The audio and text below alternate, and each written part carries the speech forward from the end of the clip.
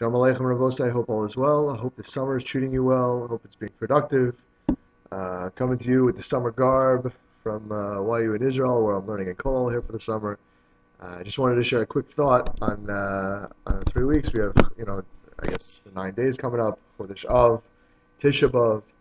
How do you relate to Tisha B'Av? It's so difficult to relate to something that happened 2,000 years ago. So the Gemara tells us in Yevamos in Daf Mem Gimel that a person is allowed to get engaged during the 9 days between Rosh Chodesh Av and Tisha B'Av. However, the Gemara points out that it says in the Mishnah in Daf Mem Aleph that in Avel, a person, Rav Herman, loses a relative. So during the Shloshim, during the 30 days after the person's Petira, so he's not allowed to get engaged. However, the halacha is reversed regarding laundering clothing. That during the 9 days we don't do laundry, but during Shloshim, a person, Rahman al is allowed to do laundry. And the question is why? What's the difference? And that's the Gemara itself wonders on Daf Mem Gimel Beis. Why should there be a split in halachos? So, without explaining exactly what the split, the Gemara answers something that's fascinating, and it sheds light on the 9 days and the whole 3-week Beina Mitzarim period. Gemara says, just Ella Amar Ravashi, Shiny Avelus Chadasha Me Avelus Yishana, the Shiny Avelus Derabim Me Avelus Deyachid. Meaning that Tisha B'Av is different than a person's Avelus in two respects. First of all, it's Avelus Yishana. It's Avelus over something that happened a long time ago. It's an old Avelus.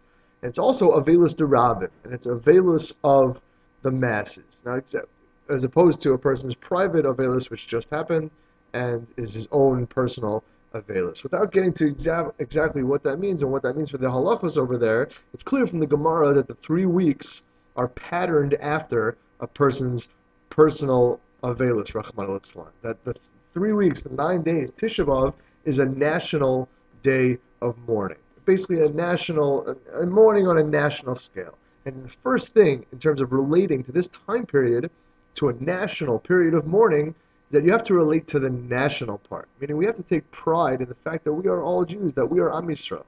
Right? National pride is not something that's foreign to us. Olympics, World Cup, anytime there's any competition whatsoever, there are flags of different nations flying high. And certainly we should be proud to be Jews, something I think that perhaps is sometimes lacking a little bit. The Jewish people, I don't have to tout to you all the greatness of the Klal Yisrael. Jews are awesome, as you know, because you're one of them.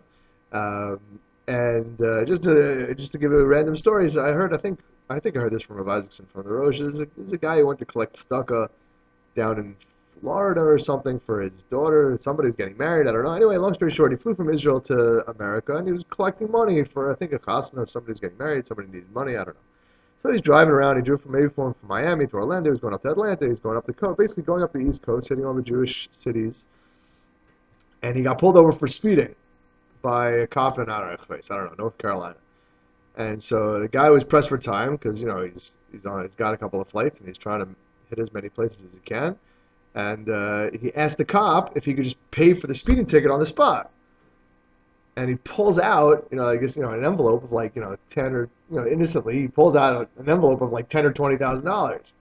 And the cop obviously immediately arrests him because who's carrying $20,000 in an envelope? Unless you're a drug dealer or whatever. And he takes him down to jail and the whole, whatever. Long story short, he ends up in front of a judge, and the judge asked him, how in the world did you get all this money? You telling me, what's the story? So the guy says, I'm collecting money. I'm from Israel. I went to all these Jewish communities, and they gave me money. And the judge said, does anybody know you in these communities? And the guy said, no. It's my first time in Florida. And he said, and you walked into the shul there, the synagogue there, and they just gave you money? Yeah. The guy said, yeah, that's how it works. He's like, and these people don't know you. You just told them that you're collecting money, that somebody's getting married, and you need some money. And he said, yeah, that's how it works. And the judge didn't believe him. But, obviously after a while it became clear that that was the truth. But Mikam Klal Yisrael, that, we'll just give tzedakah to any Jew in need. That's something that we can relate to. That's something that we can relate to a national day of tragedy. That's something that we can tap into because we're proud to be Klal Yisrael. So if we're proud to be Klal Yisrael, that's the first step.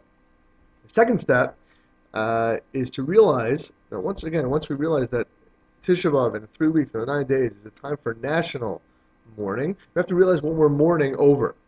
Very often we get lost in the building, and obviously the building is the focal point, but the building is not necessarily exactly, precisely what we're mourning about. We're mourning the loss of a way of life. And when Bnei Yisrael had the Beis Hamikdash, so they lived a life that was Kulo Hashem. Every single thing that they did revolved around the Beis Hamikdash, and therefore Kodesh Baruch Hu. You went to the Beis Hamikdash for a Chag. You went to the Beis Hamikdash for the three Chagim, obviously Aliyah L'Regel. There was no like, oh, where'd you go for Sukkot? Oh, where were you for Pesach? Like we were all in the same place. We went to the Beis. Everybody goes to the Beis Hamikdash. If you tied your shoes in a double knot on Shabbos and you didn't realize that was Aser, so you brought a korban chatas, you go to the Beis Hamikdash. If you had a fruit tree in your backyard,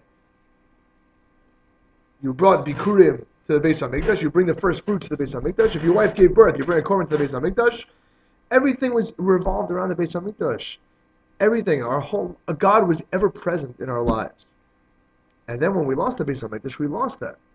We lost that ability to relate to Kodesh Baruch Hu in that so glaringly obvious way.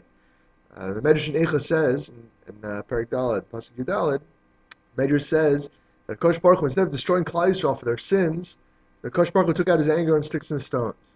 And Rav Pinchas writes, asks, what does that mean? The Kodesh Baruch Hu needs to vent? Kodesh Baruch Hu is not human. He needed to take his anger out. He got frustrated. He felt better after he destroyed the Beis Hamikdash. What does that mean? So he writes the following. He said that Bnei Yisrael at that point had gotten into a cycle where they were sinning, right? They were doing, depending on whatever Beis Hamikdash it was, they were doing certain sins, but they had the Beis Hamikdash and they had the korbanos and they were achieving a certain amount of kapara. They were achieving a certain type of atonement. And they were in a vicious cycle where they would sin, but the Beis Hamikdash would be mechaper, and they would sin again, and the Beis Hamikdash would be mechaper, and they would sin again, and the Beis Hamikdash. Basically, they were in a never-ending cycle. And Kodesh Baruch Hu, instead of, shocking them by destroying Bnei Yisrael, he destroyed the Beis Hamikdash, which had become the modicum, the way that they would live this cycle of sinning and being mechaper. So basically, they weren't living the best life they could be. They had sunk to a level where they were not observing the Torah Hashem, but they were getting away with it somehow. So Kodesh Baruch Hu, in order to kind of revamp and revitalize what they were doing, he destroyed the Beis Hamikdash, because that already caused them, wait a minute, we're not in such a good place. We're not in such a good place in our lives. Can you imagine if you realize all of a sudden that, we all feel like we're in a good place with the Kodesh Baruch Hu? Could you imagine if you were shocked by something, God forbid, it should never happen, and you realized that you were not in such a good place with the Kodesh Baruch Hu? That'd be a crazy thing. That's what happened to Klal Yisrael. They lost the way of life. They had drifted away from the way of life of living with the Kodesh Baruch Hu in their lives. The Kodesh Baruch Hu destroyed the Beis Hamikdash to show them, no, this is not the best way that you can live life. This is not the way I wanted it. That is the challenge of Tisha B'Av, to realize that the life that we're living, very often we feel very comfortable and we enjoy the life that we live. We have to realize that this is not the lichatchila. This is a b'diavad. This is a very big b'diavad. Our lives are supposed to be with the Beis Hamikdash, with the Kodesh Baruch Hu, in Eretz Yisrael, with Am Yisrael. So if we can somehow tap in to that idea of a national day of mourning, where we are part of Am Yisrael, and we have an obligation to Klal Yisrael, and really to the entire world, if you say that we're the light unto the nations, to fix what we are doing in our lives, that we are not necessarily living the lichatchila. That in Mitzvah Shem we should be zocha to improve on ourselves in that way. We'll be zocha to build a binyan Beis Hamikdash and get back to that way of life where Kodesh Baruch Hu is ever present in our lives. Sorrow.